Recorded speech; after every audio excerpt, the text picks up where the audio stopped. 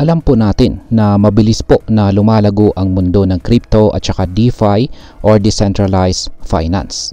Isa po sa mga pinakabagong balita ngayon ay ang kumpirmasyon mula kay Jasmine Cooper. Siya po ang Director of Product ng RippleX na ilalunch na ang isang collateralized lending protocol sa XRP Ledger or XRPL.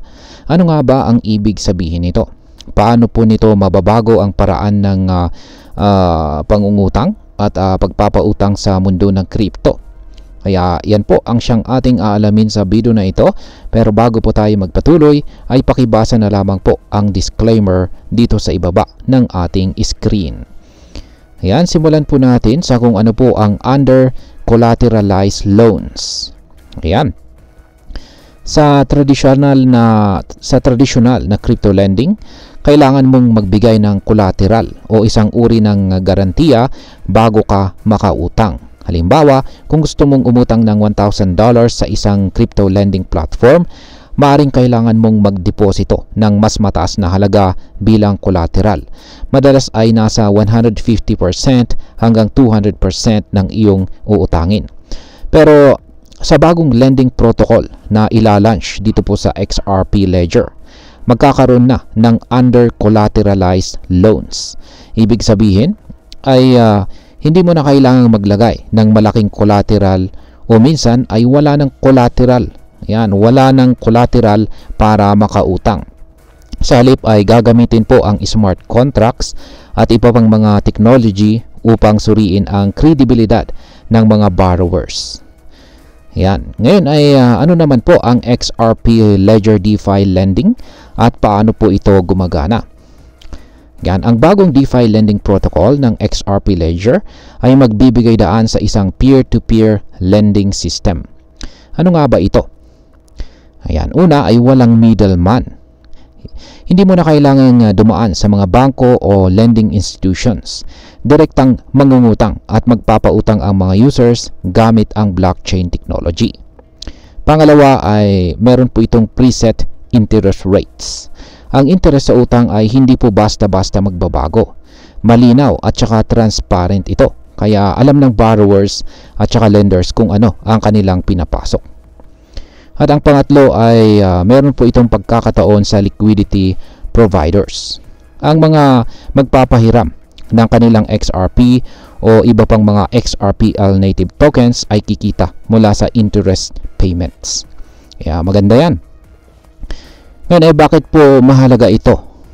Ayan, bakit po mahalaga itong pagbabago na ito sa XRPL or XRP Ledger? Ayan, hindi lang kasi ito isang simpleng bagong feature sa XRPL. Ang pag-develop po ng isang lending protocol ay bahagi ng mas malaking plano ng Ripple na gawing mas madali ang paggamit ng blockchain sa traditional finance or TradFi. May tatlong pangunahing layunin po ang Ripple sa integration ng TradFi sa blockchain. Una ay ang cross-border payments. Ginagamit na ang XRP Ledger sa mabilis at saka murang international transactions. Pangalawa ay ang digital asset custody. Pinapadali po ang paghawak at pagmanage ng digital assets ng iba't ibang institutions. At ang pangatlo ay ang stablecoin infrastructure. Yan, sinusuportahan po ang paggamit ng stablecoins sa XRP Ledger. Ang bagong lending protocol ay nawawalang ito po ay ang nawawalang piraso ng puzzle para makumpleto ang pangarap ng Ripple. At yan po ang pagsasanib ng TradFi at saka ang DeFi. Yan. Ngayon ay ano naman po ang RippleX at ano po ang papel nito sa XRP Ledger. Yan. Ang RippleX ay isa naman itong organisasyon na nakatutok sa pag-develop ng XRP Ledger. Sila ang nasa likod ng mga bagong updates, kasama na ang bagong Ethereum Virtual Machine or EVM sidechain, kung saan ay nagpapahintulot sa mas maraming developers na gumawa ng decentralized applications or dApps sa XRPL. Malaki po ang papel ng RippleX sa pagpapalawak ng XRP ecosystem. At ang pagpapakilala ng under-collateralized lending ay isang malaking hakbang patungo sa mas advanced na DeFi system sa loob ng XRPL. Ayan. Ngayon ay ano naman po ang epekto nito? Ayan. Ano ang maaring maging epekto nito para sa atin bilang mga traders at saka investors? Ayan, una ay para po sa mga traders at investors na nangangailangan ng extra na funds pero walang malaking collateral. Magandang balita po ito. Maaari po nilang gamitin ang bagong lending protocol na ito upang palakihin ang kanilang puhunan ng hindi kinakailangang magbenta ng kanilang mga hawak na crypto assets. Pangalawa, kung ikaw naman po ay may extra na XRP o iba pang XRPL tokens, maaari kang kumita ng passive income. Yan, isang passive income sa pamamagitan po ng pagpapautang sa iba at pagkuha ng interest mula rito. Kaya yan po yung gusto ko rito. Pangatlo ay dahil decentralized po ito, wala na pong third party na magpapabagal o magpapamahal sa transaction. Hindi mo na kailangang maghintay ng matagal para maaprubahan ang loan. At ang panghuli, dahil nasa blockchain ito, mas mahirap dayain ang sistema.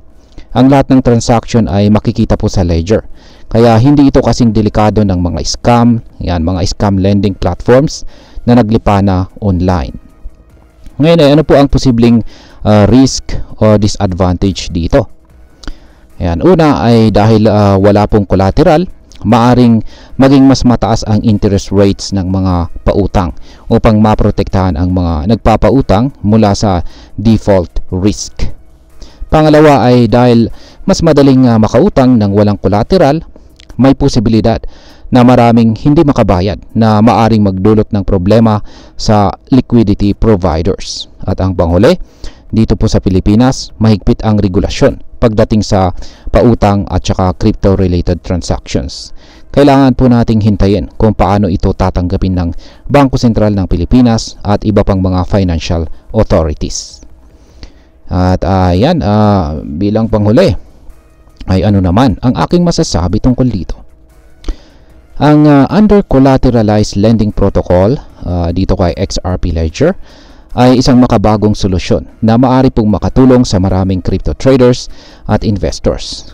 Kung magagamit po ito ng tama, maaari po itong magbigay ng mas malaking financial opportunities para sa atin, lalo na sa mga walang access sa traditional na pautang. Gayunpaman, mahalaga rin ang responsableng paggamit ng ganitong klase ng DeFi lending. Hindi dahil madali na mangutang rito ay uutang ka na kaagad ng hindi pinag-iisipan. Dapat pa ring suriin ang interest rates, repayment terms at saka risk factors bago po sumali sa ganitong sistema. Sa kabuuan, ito po ay isang malaking hakbang para sa XRP Ledger at sa crypto ecosystem at exciting na makita kung paano po ito magbabago sa mga susunod na buwan. At ayan, hanggang dito na lamang po tayo sa video na ito mga ka-crypto. Marami pong salamat sa panonood. Ingat po tayo lagi at God bless po sa ating lahat.